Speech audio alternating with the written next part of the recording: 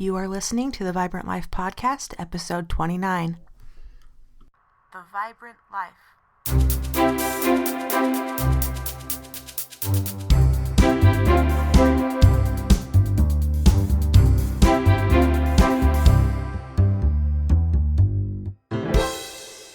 Hey you, I'm Emily Romrell, and you're listening to the Vibrant Life Podcast.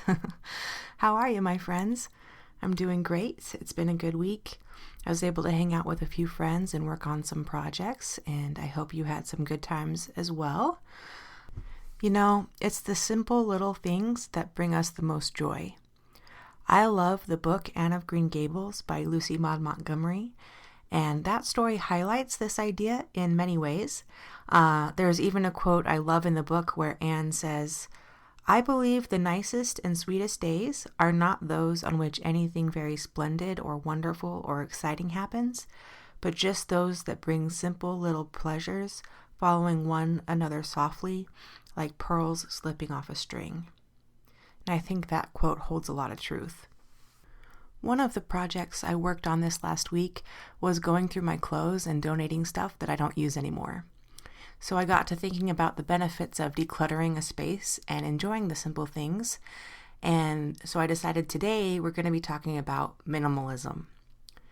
So hang in here with me, peeps. I know that minimalism is a word that holds different meanings for different people, and it can sometimes trigger strong emotions. Honestly, when it comes to most philosophies, I'm a big believer in a happy medium. You can even listen to an outdated episode of the podcast titled The Happy Medium that I did a few years ago on my website if you're interested. I'll put a link in the show notes. But really, I'm not the kind of minimalist that strips everything down to the bare bones. I'm not down with that Spartan mentality, but I do think that there's some ideas and concepts within minimalism that can be really worthwhile. And maybe one of the best definitions of minimalism out there comes from Linda Breen Pierce. She wrote a book called Choosing Simplicity, and she did a study on over 200 people who wanted to simplify their lives. And she said that simplicity involves unburdening your life and living more lightly with fewer distractions that interfere with a high quality of life, as defined uniquely by each individual. And I love that. I like that quote because I believe in the principle of uncluttering your life in meaningful ways. And I also believe that this is going to look different for everyone. That's how it is with a lot of life lessons, right? When you're implementing new concepts and ideas into your life, you change them up to fit your needs. And that's different than adjusting truth to fit your needs. And I want to make that clarification. Truth is truth, and that's not going to change. I mean, 2 + 2 is always going to equal 4, and the sun is always going to rise in the east, and true things are true things. But as we all learn and grow and our understanding of what is true deepens, I do believe that we can adjust our lives to be more aligned with what is true. And we don't have to be perfect. We can just take baby steps and continue to grow and become better. And I think that's important to remember. It helps us from becoming overwhelmed. And I think that the underlying idea behind minimalism is that decluttering of your life so that you can live your best life. And there's a major lie in society that more is always better. And that's not true. The right amount is just the right amount. But if you're in doubt, my advice is to aim for that happy medium. So let's talk about how to take some baby steps and declutter some different areas in our lives. The obvious place to start is with the physical world or the material things, right? That's what everyone thinks about when you mention minimalism, is getting rid of possessions. And there's a saying that I was taught when I was young that helps me out a lot: a place for everything and everything in its place. It cuts right to the point. We need to be organized. That's the first step. So if you don't know where something goes, it's probably going to end up on a counter or stuffed in a corner somewhere. And it doesn't take long for things without a home to pile up. And personally, I find it really satisfying to be organized and to know where things belong. Sometimes when I'm stressed or my thoughts are running away with me, I'll look around my house and realize that I've let my physical space get out of control. I haven't put my laundry away and there's a pile of junk mail on the counter, or maybe I've left books and blankets lying around or whatever. And often our outer surroundings reflect what's happening on the inside. And simply cleaning up and putting things back in order settles a lot of those inner anxieties. Another thing that I find helpful is keeping the correct number of things around. So this is silly, but as I was putting this podcast together for you guys, there's this dang fly that keeps buzzing around and it's driving me bonkers. And I have my fly swatter next to me and I'm ready for battle.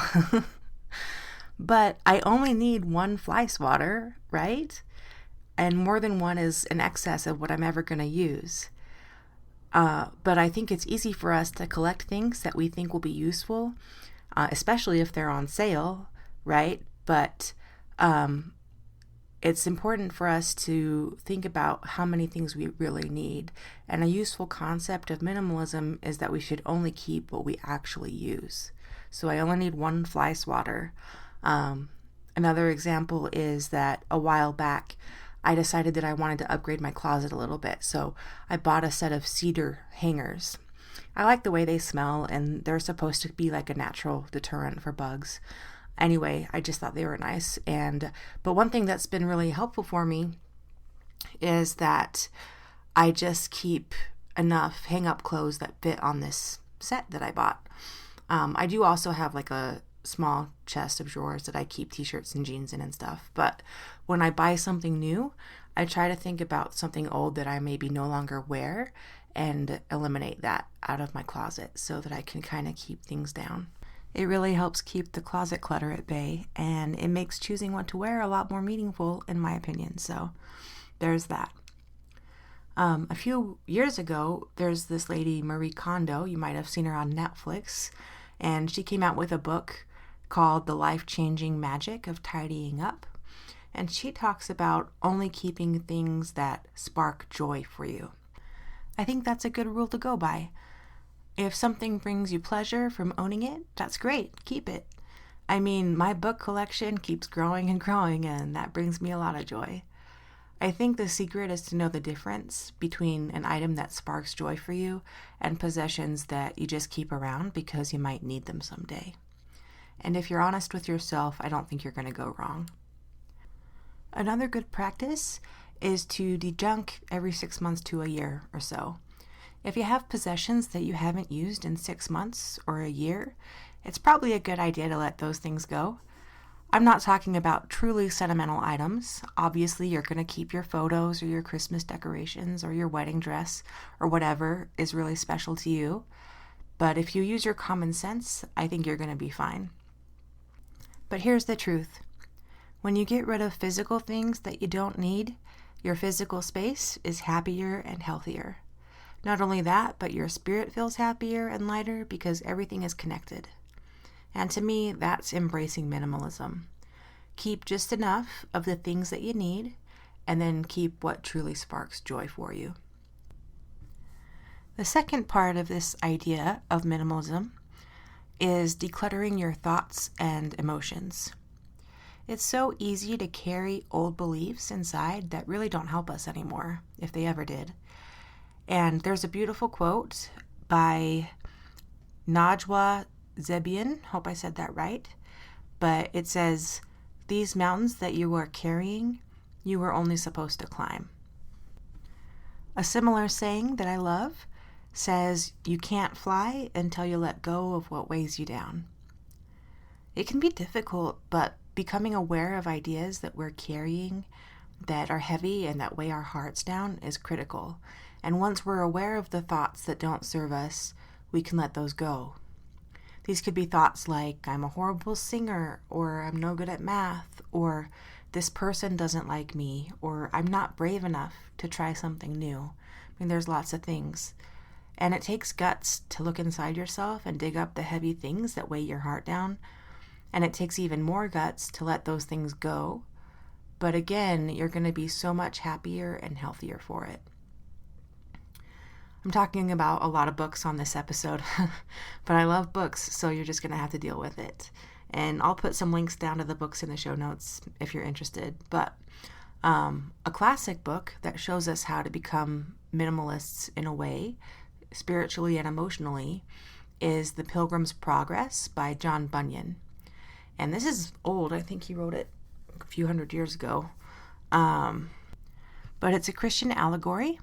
And funnily, if I can say that word enough, the main character's name is Christian.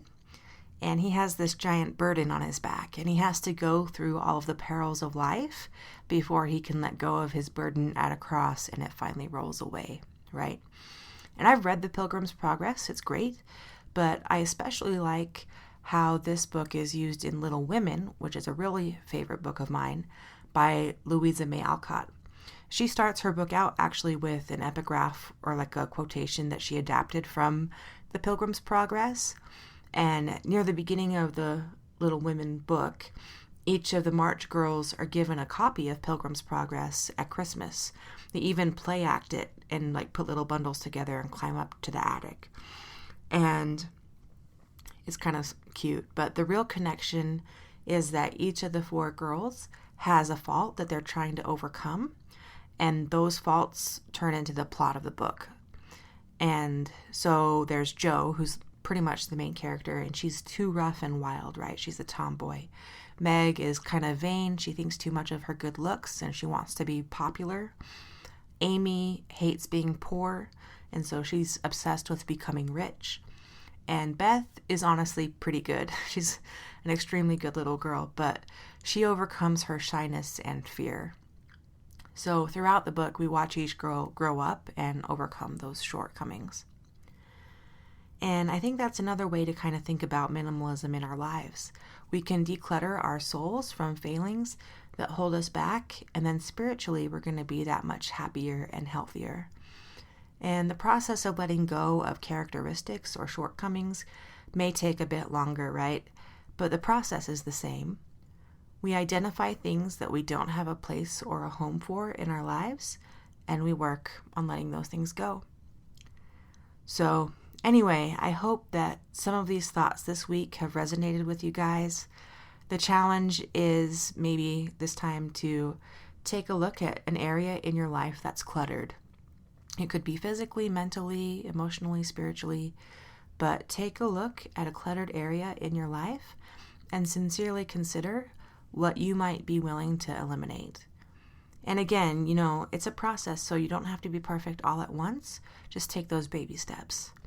And you can do it. If you choose to do it, I think you're going to have a lot healthier life, and it's going to be more vibrant and happy. So I hope you have a fabulous week, my friends. Take care and live the vibrant life.